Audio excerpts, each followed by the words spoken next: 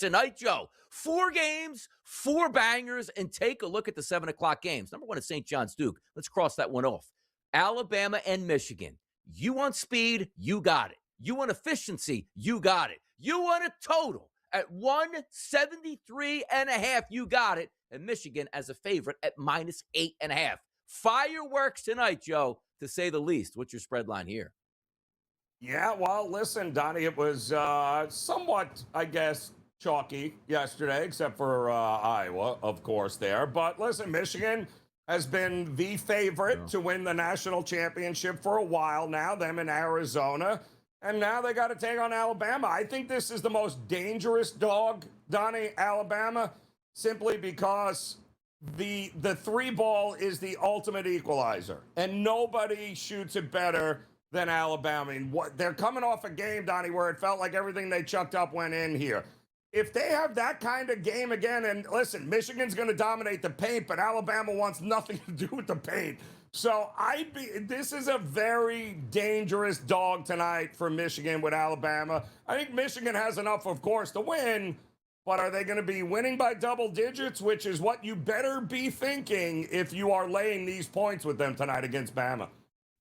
Fantastic stuff. Yeah, boy, it is going to be jumping in D.C. tonight. Game number 1, Duke St. John's. Game number 2, Michigan State and Connecticut, Joe. Overnight lines, -1.5. You know where they sit today? Still at -1.5 as a favorite for UConn here in a total. Very low compared to the game we just talked about. 134.5. Sparty and Izzo taking on Hurley and the Huskies. What's that spread line tonight?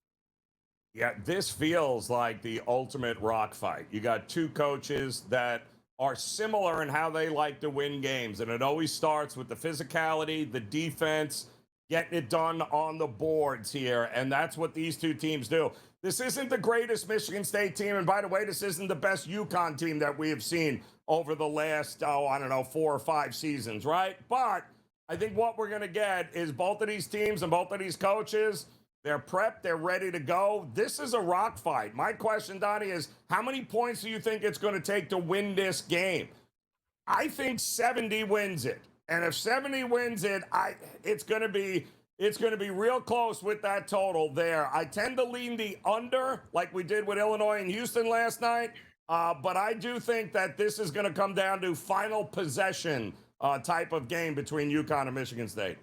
Absolutely fantastic night of college basketball. 4 great games. And again, rolls over to the Sweet 16, from the Sweet 16 to the Elite 8 on Saturday and Sunday. A fantastic weekend here. Sweet 16, part 2 tonight. 4 games. St. John's, Duke, Alabama, Michigan. You take on Michigan State, Connecticut, and then you followed up with Tennessee and Iowa State. But it all starts in D.C. St. John's and Duke, exactly the way we like it. 2 fan bases that will be able to travel to D.C., and they should be able to get it on. A -6.5 point favorite here for the Duke Blue Devils here in the total, Joe. Listen, at 141.5. The atmosphere should be electric. We just hope the game actually lives up to it here. Yeah, listen, I think this is a game, Donnie, that's going to be a bit of a slog, I think, at least to start. There is clearly one better offense than the other in this matchup here. I don't think Duke's defense has gotten enough credit throughout the season on what they've been able to do, but it's all I keep hearing is about the Johnny's defense this, the Johnny's defense that. Well, against top 30 defensive teams this year, I mean, Duke went 11-0 straight up and 8-2-1 against the spread. So, yes, the Johnny's defense is good, but they're a horrific shooting team, Donnie, and at some point, you got to make some buckets, right? And I just don't trust them to do that. So to me, I think this is going to be Duke in the second half, eventually pulling away. But, unless they pull out some sort of, all of a sudden they become one of the best shooting teams we've seen, the Johnnies could very well be in trouble in this game. 2 losses on the season for Duke here. Texas Tech beat them 82-81 on the neutral court, and then they lost to Carolina 71-68 on some late theatrics there for North Carolina. But also, Foster, 6'5" guard, missed 5 straight games. Chance for a game-time decision tonight. So which means he's not going to be completely healthy, but sometimes I think it's more gamesmanship than not. Wonder if he plays tonight, Joe, but that could be big news if he does. Yeah, but even if he does, Donnie, I don't know what that brings to this matchup here. Because, he just had foot surgery a month ago, right? I mean, I don't know. It's it could be a nice boost here, but I don't know that it's going to bring or make a big difference for this matchup in this game. It'd be great to get him out there if I'm Duke, but I just don't know that they don't need him to beat the Johnnies. Let's put it that way. Let's hear from Rick Pitino here, see what he's got going on. Of Cinderella because of NIL and the portal, maybe we're not going to see another George Mason or FAU get to the Final Four. Are you worried about that? And do you think teams need to have a $8-10 million NIL budget to have a chance to go deep in the tournament now? I'm not concerned about it. I think you will see it again. But I do feel what's even better than that is the fact that the Blue Bloods no longer control basketball any longer. There's no difference between Kentucky, North Carolina, than Illinois or St. John's. There's no difference anymore. There's no difference between Michigan State, who's a blue blood, to any of the other teams from the conferences, from Mississippi when they get it going. It's all going to be the same. You're going to see 40 to 50 teams, all the same. So there's no such a thing as a blue blood anymore. There's no difference between North Carolina State and somebody else. Everybody's the same. Everybody is the same in basketball, and that's what's going to make it a great product. But the question was asked to him, are there going to be any Cinderellas? And he basically goes like, well, there's no more Blue Bloods because every Power 5 school has money, which means the other schools don't have money, which means what we're seeing now is we're not getting those upsets advancing because once that team gets good, those teams' players all transfer out the next year to go, Joe, to the Blue Bloods. Yeah, no, Cinderellas are dead. I mean, stop it. There is no mid-major. I mean, and just look at the amount of blowouts that we had this year. Look at the amount of blowouts we've had the last 2 years, Donnie, in the thing. Cinderellas exist in the round of 64 and maybe, very doubtfully, in the round of 32. So if you don't get any of those crazy upsets here within the first 2 days, you're not getting them at this point in the tournament. It's not going to happen. There is a clear, and I mean a clear, elite level group of teams, Blue Bloods or not, and then there seems to be that second tier, and then there's everybody else. So, yeah, I know. The blowouts this tournament last year tell you everything you need to know about the chance of a Cinderella making it to the Sweet 16 or Elite 8. Alabama going to take on Michigan tonight, getting 8.5 points. And here's one of my favorite talking points of the tournament here. Coaches that have been in their institution for a while just can't answer a simple question. Hey, are you looking to leave? No, I love it here. I'm never leaving. Here's Nate Oats. Let's hear what he has to say. With respect to what you said at the beginning about wanting to be at Alabama, a couple years ago when you guys made that Final Four run, you and Alabama did a contract extension before the tournament. I was curious, why have you not done that this time? And where do those conversations stand? Well, one is the contract they gave me back when we did that one was pretty good. So I'm getting a listen. So I'd say this a lot. I am a high school coach that caught a couple breaks in life. And there's probably high school coaches better than me out there that just didn't catch the breaks. As a matter of fact, I know there's high school coaches better than me. So when my salary goes up $500,000 every year, you know how long it took me to make $500,000 at Ramos? Like it was, I got paid $4,700 a year to coach basketball for 11 years. So I'm not going to them asking them to redo. Like we redid the contract, and I went to a Final Four, and we didn't redo it because they got good faith in me, and I got good faith in them. We've had discussions. I'm open to redoing one, but I'm not really looking to leave. I'm pretty honest with them. So if they come up with one that makes sense to do, it's good. And I'd love to stay there, but I'm not really looking. So You don't have an offer in hand right now? no, I don't have an offer in hand, but we've had some discussions. Oh, his agent is burning up the telephone lines. Hey, North Carolina, if I say that we're in the mix here, you know what Alabama's going to do? Double my salary. Leverage. I mean, that's what it's all about. Absolute leverage here. Yeah, Nate Oats isn't going anywhere unless he wants to, Donnie. That's the other thing. Unless he wants to. Like, it's all like, I always like, even if you lie. Nate Oats, are you looking? Absolutely not. I told Alabama and their fans and my players, this is my final destination. Just do like Will Wade did. But here today, going tomorrow, go to another school. It just sounds better. But before a big game, I'm not looking to leave, but you might want to pay me here, just the way it is in college athletics. We'll be right back. Oh, it's time for some guess, people. Don't we have a good one right now? You are never going to guess who this is. Let me give you a hint here. Formerly of In Play Sports Tonight, formerly of Moneyline, and also the early line, and now Game Time Decisions. Donnie writes that it's Joe Ranieri, and it's the Kevin Walsh. Hey, welcome in. That's a great send in here for you, isn't it? That's perfect. Really nice. I loved In Play Sports Tonight, so I'm very proud to be formerly of In Play Sports Tonight. What a treat that was. Now, by the way, let me just introduce to the people out if they don't know. There was once a show called Mike and Mike. It was Greeny and Golick, and there was one guy that was like, you know what, can't just do this job with the other guy. Moved on, took other jobs. That guy was Kevin Walsh here, but I'm still standing though, Kevin. Can't get rid of me at this point. What a setup. See that? What a setup. It was a nice intro and a half, and then here he goes here. My goodness, man. But yeah, we're here. Listen, I'm basically hunting you down now. You are. He's gonna come. Maybe there's something in the future there. You never know at this point. But let's get down to the business, Kevin, because I got to tell you, Sweet 16 and Elite 8, like I tell you all the time, like I don't really like when the Cinderellas get involved, and they're not really here at this point. Tonight's card, Kevin, all 4 games, no excuses. Like I don't have to wake up tomorrow early so I can watch all of these games play out. I had Arizona last night, couldn't watch a lick of it, woke up to see I covered easily. But talk to me about these games tonight, and maybe, Kevin, what's your favorite game of the night here?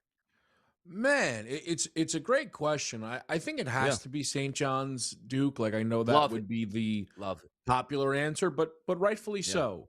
And I think in the way it landed for the committee, Duke Kansas would have also been the answer if that was the game that we were getting. That was kind of the game that I was rooting for because we didn't get Boozer versus Peterson early in the season, but yes, settling for St. John's and Rick Pitino, I think is pretty good. I know a lot of people feel like St. John's are live in this game. I don't disagree. I have been eyeing up this total a little bit, though, at 141.5 here. It feels a little high. We've seen St. John's against good defensive teams play some low-scoring basketball. Duke ranks as maybe the best team defensively in the country here. So at 141.5, also St. John's cannot shoot. Like it's a tough thing. And Pitino's very open about it. And he's like, we're going to have to try and make them pay. And they kind of made Kansas pay a little bit, specifically in the second half. I'm not sure they make Duke pay from beyond the arc. So it feels like a grinder of a basketball game to start the night. It's crazy, Kevin. You look at it, right? The Johnnies lost to Bama by 7, 11 to Auburn, 1 to Iowa State. And the thing that all 3 of those teams have in common is they're all top 30 rated offenses. Duke is the 6th best offense in the country here. It just feels like if the Johnnies are playing from behind, what happens then? Do we trust the offense enough to be able to overcome that kind of deficit? Not really, right? Like they'd have to magically get hot. And you're right to bring up some of those games, though, Joe, where they weren't even losing those games because they couldn't score with them. They couldn't get stops, right? I think they might have given up 100 to Bama, roughly, or give or take. I know that was early season. Yep. The one interesting thing is Pitino and the press, right? And everybody's seen it. I remember I own a St. John's. I went to the game. I thought he was just pressing to be mean. I'm like, surely this isn't going to work like this against real basketball teams. And then on the broadcast, they're like, Bill Self has spent 4 straight days practicing inbounds, and it's not helped. Duke is the kind of team. Duke somewhat lost to Houston last year because they didn't know how to inbound the basketball. And secretly, John Shire made 0 adjustments to that fact. Just saying. So, again, it feels like an under to me here at 141.5. Now, you're talking about unders in that game for Duke and St. John's. We'll get to the other 7 o'clock time slot tonight, and that's Alabama and Michigan. One 73.5 at some outlets right now. You're looking at two teams that are ultra efficient, two teams that get up and down the court, and a lot of fun. But it is high stakes, neutral court, Kevin. How do we feel about Alabama and Michigan tonight? Feels like Groundhog Day, but just for me. No, for this will make sense for no one else. When Michigan drew St. Louis in the round of 32, my first thought was Michigan should score at will in this game. And a couple of notes later, you know what? I'll take St. Louis plus the points. This will be the right idea. I think Michigan's still scoring. So then they draw Alabama. I'm like, well, come on. I mean, obviously they're going to score at will against the Crimson Tide. I'm probably going to end up on Alabama. I'm still waiting for the bigger upset here in this round. We had two chances at it yesterday. One came close in Texas, and then whatever Arkansas did in that game. And we've kind of got two shots at it tonight, right? Either St. John's or Alabama pull off the upset here. Bama should win. Well, Bama has the chance to win the math battle, right? Michigan's going to look to score it inside. Bama's going to bombs away from three, and Michigan's willing to let him shoot threes. So if they can stay hot, the thing that works nicely for Alabama is as hot as they were against Texas Tech, that was basically a week ago, right? When they play those, 2 games in 3 days kind of thing, that's where all of a sudden it's like, oh, now we're cold because we just wasted all the bullets basically we had in the chamber here. Bama feels live to me, guys. 173 points. I still can't sweat out an under in this, Kev. There's no way I can take an under in this game. This game is especially, listen, we know Alabama's going to take what? They're averaging 54% right now in the tournament. Shots from three. That wouldn't shock me if that gets closer to 60% before the night's over. Yeah, I mean, that's even, and we saw it last night, right, with Arizona and Arkansas, where I'm sure, and I didn't bet this total either direction, but people are like, that's probably a little high, 165.5, tournament game, almost 200 points in the game. There was 200 points in that basketball game. What a Friday in store for the people. What a weekend in store for the people here, Joe. So we go over games where it's like, okay, NBA action's going to be on tonight. We got 20-point spreads. You got the Sweet 16, the 2 7 o'clock start games. I cannot wait to watch those. Then you have the 2 later games that will be on. Major League Baseball starts at 4:35 p.m. Eastern and rolls right into the night, Joe. So good stuff is lined up. But at this point, Joe, we like to reach out to the people and see what they're digging on here on our Fade the Public poll.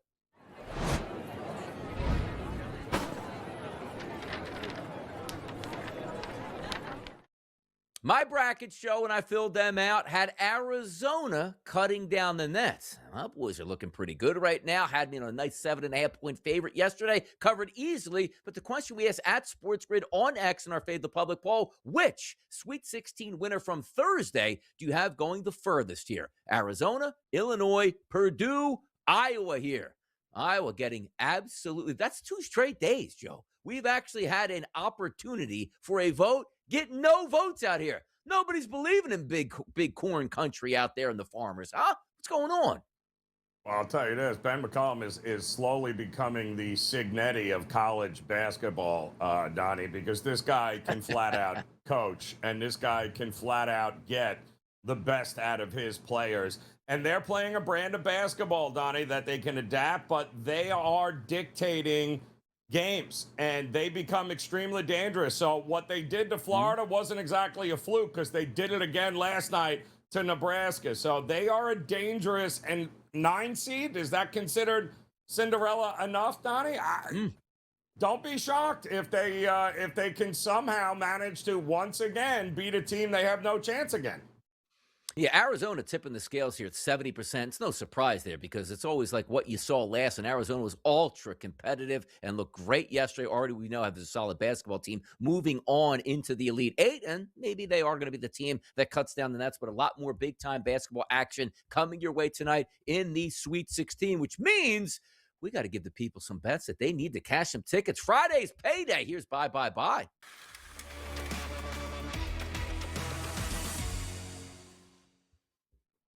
Let's go, Joe. Where are we heading tonight? Hardwood, NHL hockey, NBA action, baseball. Where are we going tonight with the best bet?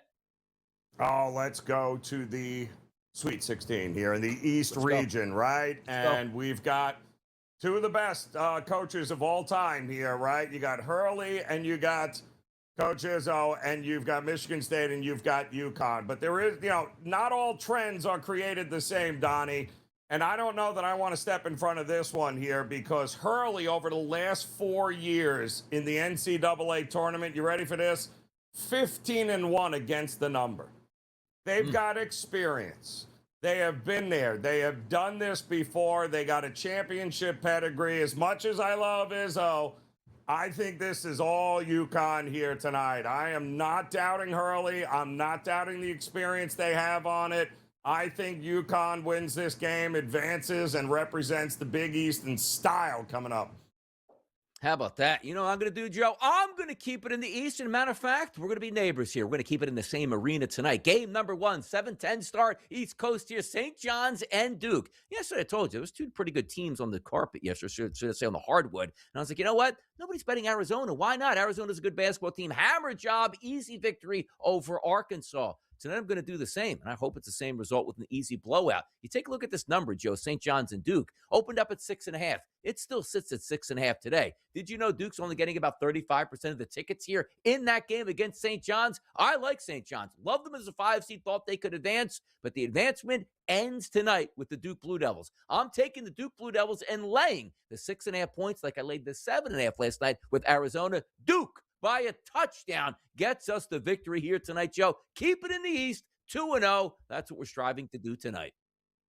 Yeah, I mean, look, that got as high as 7.5, Donnie, and it's just the public, looks at this defensive team of the Johnnies and thinks, yep, well, they're going to be the ones that dictate what happens in this game.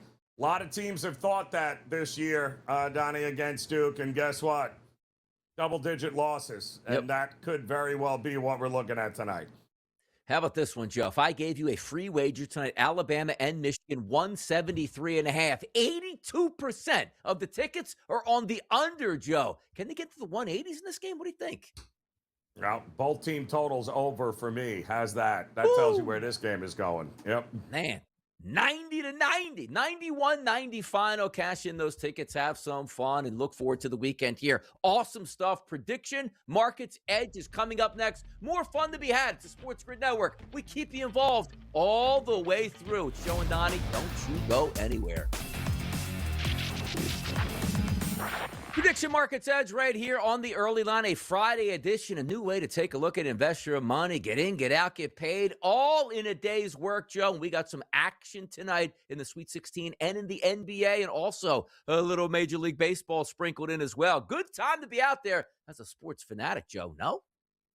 Oh, Donnie, that's, the greatest time of year, is it not here? I mean, March Madness, right smack in the middle now. We've got Elite Eight, we'll have Final Four. And we still got another college tournament coming up around the corner. There's a lot going on here. A little something for everybody. In the predictive markets, boy, a lot of value in some of these spots.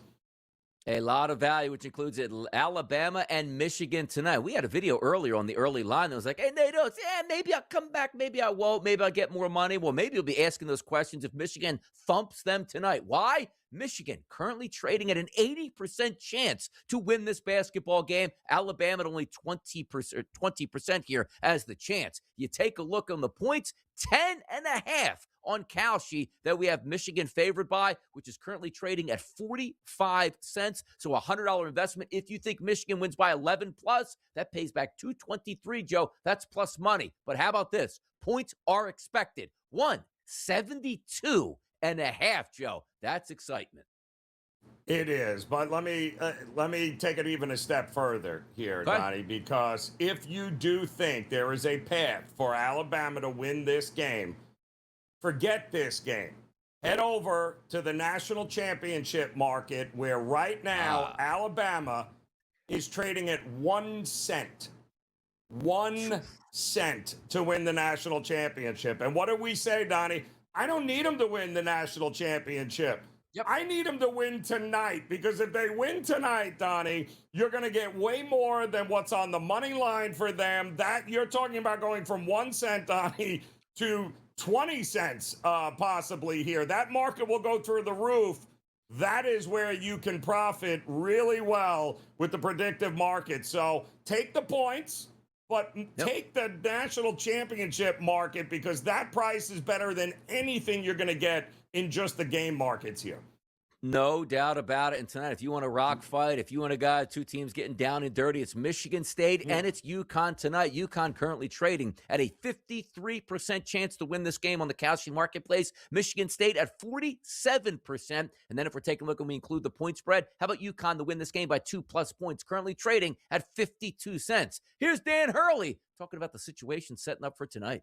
What do you think it says about the culture that people see, yelling or hard coaching and somehow think that's a problem? Yeah, I just think that's, society. We've gotten soft in a lot of ways. I think with, with trying to develop young people. I think young people, the teachers and coaches that impact their lives the most are not the teachers and coaches that, gave them a grade they didn't deserve. I mean, you remember the teachers and coaches that pushed you to your maximum.